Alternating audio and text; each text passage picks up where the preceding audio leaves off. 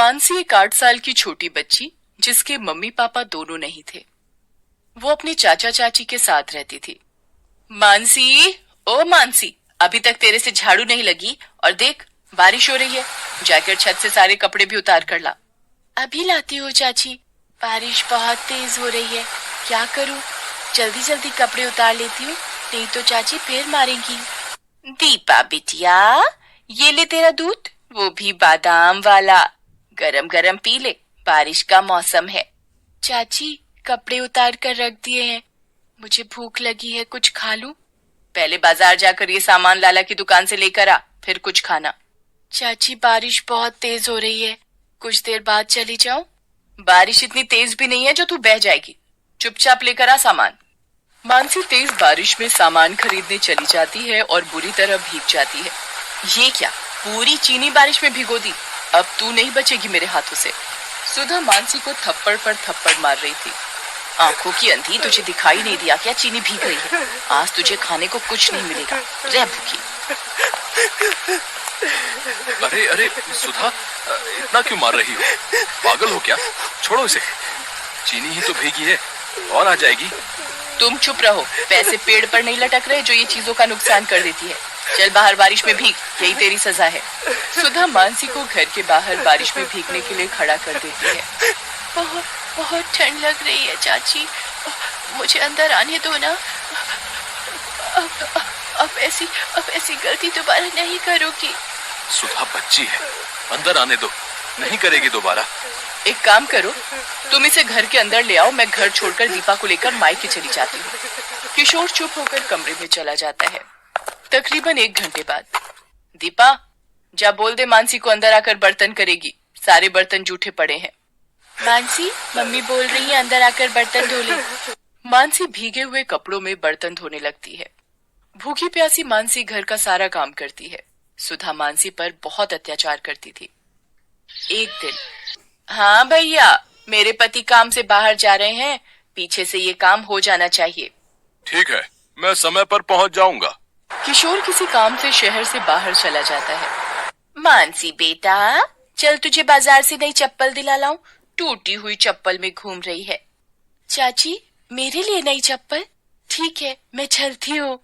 सुधा मानसी और दीपा के साथ बाजार जाती है। मानसी, तू यहाँ बैठकर चप्पल देख। भैया, दिखाना जरा चप्पल। मानसी, मैं जरा दीपा को सामने की दुकान से पानी की बोतल दिलाकर आती हूँ। सुधा मानसी को चप्पल की दुकान पर छोड़ जाती है। दुकानदार दूसरे ग्राहकों में व्यस्त हो जाता है। तभी, बेटा, आपका नाम मानसी है ना?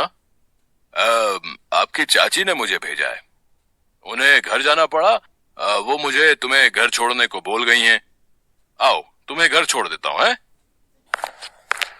अंकल, ये तो मेरे घर का रास्ता नहीं है, आप मुझे कहाँ ले जा रहे हो? ये रास्ता भी घर की ओर ही जाता है, जहाँ से ले जा रहा हूँ चुपचाप चल।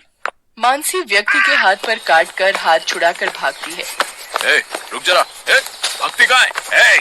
व्यक्ति मानसी का पीछा करता है। मानसी रोती हुई तेजी से भागती है। भागते भागते अचानक, आंटी, वो अंकल मेरे पीछे पड़े हैं, मुझे अपने साथ ले जा रहे हैं आंटी। डरो नहीं बेटा।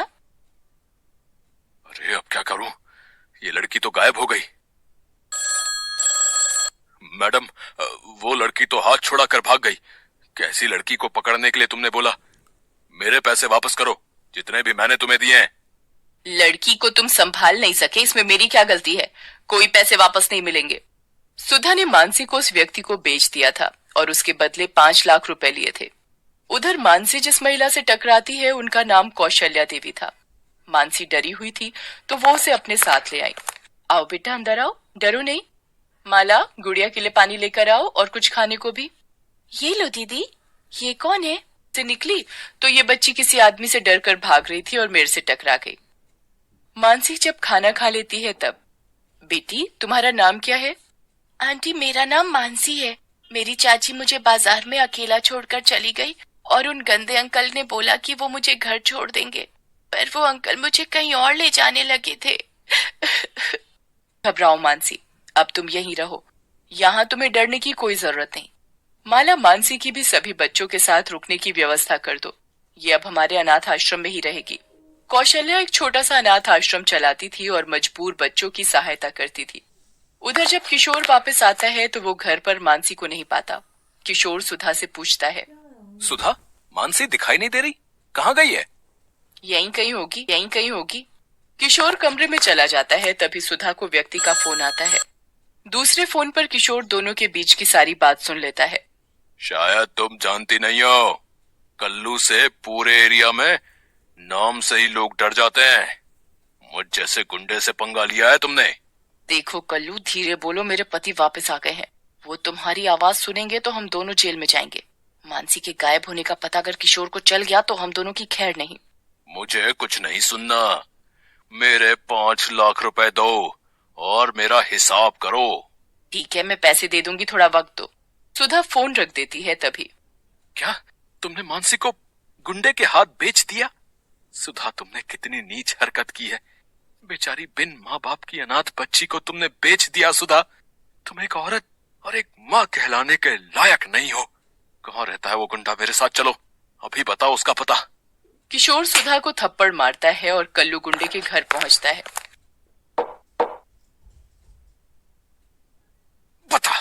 बता मेरी भतीजी मानसी कहाँ है? बता वरना मैं तेरा खून पी जाऊंगा। बता। ये ले। मुझे मत मारो, मुझे नहीं पता तुम्हारी भतीजी कहाँ है। तू ऐसे नहीं मानेगा, पुलिस के सामने सब जुबान खुल जाएगी तेरी। ये ले। किशोर पुलिस को फोन करता है और वो आकर कल्लू से सारी बात पूछते हैं। किशोर जी, हमारे पास एक अनाथ आश्रम की तरफ से एक बच्ची के मिलने की खबर आई हुई है। एक बार वहां चलकर देख लेते हैं। कल्लू को अरेस्ट कर लो रे। नमस्ते कौशल्या देवी जी, वो आपने जो बच्ची के मिलने की खबर दी थी। जी इंस्पेक्टर साहब, मैं अभी बुलाती हूँ। माला, मानसी को ले आओ। चाचा जी। मानसी मेरी बच्ची, मुझे माफ कर दे। तेरी ये हालत मेरी वजह से हुई है। आपको पता भी है मानसी को इन्होंने एक गुंडे के हाथ बेच दिया। आपने एक माँ होकर मासूम बच्ची को किसी गलत हाथ में सिर्फ पैसों के लिए बेच दिया, सिर्फ इसलिए क्योंकि मानसी अनाथ है, इसके माता पिता नहीं है।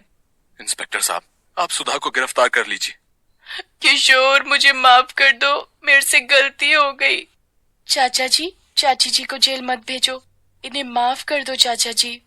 देखो सुधा, अपनी आंखें खोल कर देखो, ये बच्ची अभी भी तुम्हारे बारे में सोच रही है। कौशल्या जी, अगर आज आप ना होती तो मानसी का क्या होता? कौशल्या जी, आपका बहुत बहुत धन्यवाद। किशोर जी, अनाथ बच्चों की सहायता के लिए मैं सदा तैयार हूँ। इसलिए ही इस अनाथ आश्रम में हर मजबूर बच्चे को सहायता मिलती है। मानसी बिटिया, अपने चाचा के साथ घर जाओ। किशोर जी, मानसी आपकी जिम्मेदारी है, इसका ध्यान रखिएगा। मानसी, मुझे माफ कर दो। भाई कृष्ण मोहन का टूरिज्म का बहुत अच्छा बिजनेस था। उनकी कई बसें चलती थीं। अब वे एक नई ब्रांच खोलने को थे। घनश्याम, आज हमारी कंपनी में पार्टी आने वाली है, हम उसको अटेंड करने के लिए जा रहे हैं। अगर ये डील पक्की हो जाएगी तो हमें बहुत फायदा होगा। हाँ भैया, वैसे भी अभी मार्केट में हम नंबर 1 पर चल रहे हैं। एक दिन कृष्ण मोहन और उनकी पत्नी कार से जाते हैं। वहां अचानक उनकी कार का एक्सीडेंट हो गया और उन दोनों की मौके पर ही मौत हो गई। उनकी एक छोटी सी बेटी थी जिसका नाम राखी था। अब वह अपने चाचा घनश्याम के पास रहने लगी। राखी की चाची आरती बहुत अत्याचारी स्वभाव की थी। आरती खुश होकर मन ही मन में कहने लगी, मजा आ गया, इतनी सारी संपत्ति भी हमें मिल गई और साथ में एक नौकरानी भी। घनश्याम तो बाहर अपने काम पर चला जाता तो आरती उस बेचारी राखी पर बहुत जुल्म करती।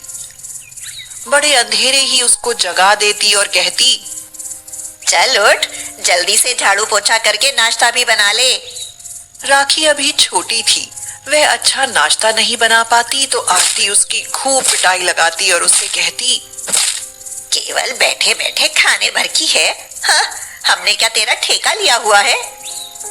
कोई बढ़िया चीज खाने के लिए आती तो वह अपनी बेटी रोली को दे देती और कहती, लो बेटी रोली, सेब खा लो, तुम तो बहुत दुबली होती जा रही हो।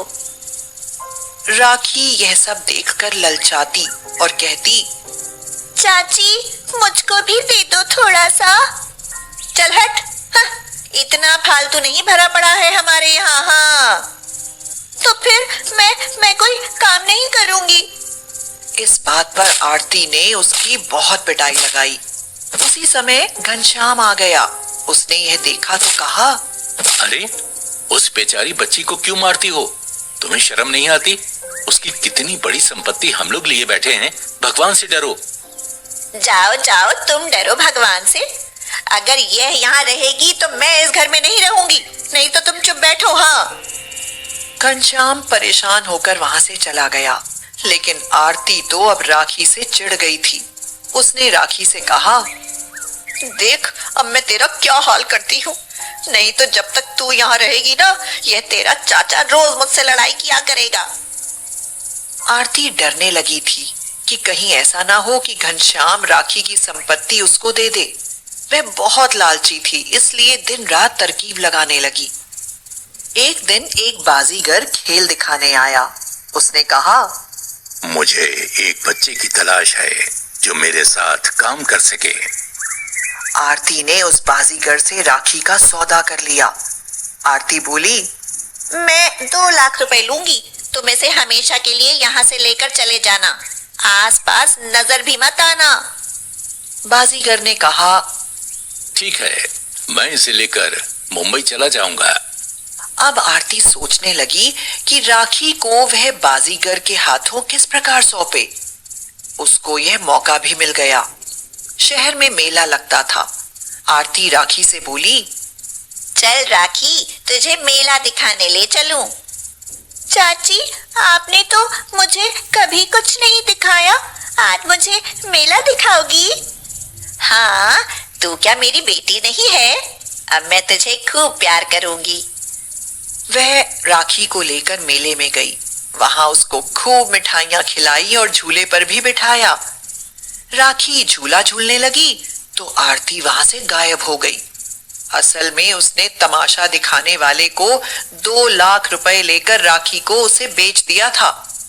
झूले से जैसे ही राखी उतरी, बाजीगर ने उससे कहा, चलो, तुम्हारी चाची ने तुमको बुलाया है। बाजीगर उसको अपने साथ मुंबई ले गया। तेरी चाची ने तुझको 2 लाख रुपए में मुझको बेच दिया है। अब तू करतब सीख। यह सुनकर तो राखी रोने लगी। मुझे रस्सी पर चढ़ने से डर लगता है। मुझे चोट लग जाएगी। मैं नहीं कर सकूंगी। इस बात पर बाजीगर ने उसकी बहुत पिटाई लगाई और कहा, अरे मैंने भरपूर रुपए दिए हैं। अब तू मेरी गुलाम है। तुझे मेरे अनुसार काम करना पड़ेगा, नहीं तो मैं तेरी चमड़ी उधेड़ दूंगा। पिटाई के डर से अब राखी करतब सीखने लगी। करतब करते करते कई बार उसको चोट भी लग जाती। फिर वह अपने माँ बाप को याद करके रोती रहती। हे भगवान, मेरा इससे पीछा कब छूटेगा? ये तो कभी कभी कोई गलती हो जाती है तो 2-2 दिन खाना भी नहीं देता है। अब तो राखी ने कई हैरत अंगेज करतब सीख लिए थे। रस्सी पर चलना, सिर पर गगरी रखकर रस्सी पर चलना। अब बाजीगर उससे खुश रहने लगा। अरे वाह, तेरी वजह से मेरी बहुत आमदनी होने लगी है। एक दिन राखी अपने करतब दिखा रही थी। भीड़ लगी हुई थी। तभी उधर सड़क पर से एक कार निकली। उसमें से एक आदमी ने उसे करतब करते हुए देखा। उसकी सुंदरता को देखकर वह आदमी बाजीगर के पास आया और बोला, ये लड़की तुम्हारी है? हाँ हाँ, देखो मेरा नाम अजीत है, मैं फिल्म प्रोड्यूसर हूँ। ये लड़की बहुत टैलेंटेड है। मैं इसे ट्रेनिंग दूंगा और इसे फिल्म में काम दूंगा। ये बहुत अच्छा काम करेगी तो तुम्हें भी ढेर सारे रुपए मिलेंगे। बाजीगर खुश हो गया और बोला, अरे ये तो मेरी बहुत खुशकिस्मती है। आप इसको ले जाओ, भला मुझे और क्या चाहिए? मैं गरीब आदमी हूँ, मुझको भी 4 पैसे मिलेंगे। प्रोड्यूसर अजीत के कोई बच्चा नहीं था। इतनी प्यारी बच्ची को वह गोद लेना चाहता था। उसने बाजीगर को पैसे देकर उस लड़की को गोद ले लिया। अब तो राखी के ठाठ हो गए। प्रोड्यूसर अजीत अपनी टीम से कहता है, अगला शूटिंग स्पॉट हमारा खूबसूरत प्लेस चंबा होगा। फिर शूटिंग के लिए जिस खूबसूरत जगह पर वे गए, उस जगह को देखकर राखी चौंक पड़ी। उसे वह जगह जानी पहचानी लगी। वह खुशी से बोली, अरे ये तो मेरा ही गांव है। यहाँ मेरे चाचा चाची रहते हैं। अरे, तो क्या तुम बाजीगर की बेटी नहीं थी? नहीं। अजीत आश्चर्य में रह गया। अच्छा, ये तो बहुत खुशी की बात है। तब तो यहाँ बहुत अच्छा लगेगा। ये बताओ, तुम कहाँ पर रहती थी? राखी भागकर अपने चाचा घनश्याम के घर में गई। पीछे पीछे प्रोड्यूसर अजीत भी गए। घनश्याम ने जब राखी को देखा तो वह हैरान रह गया।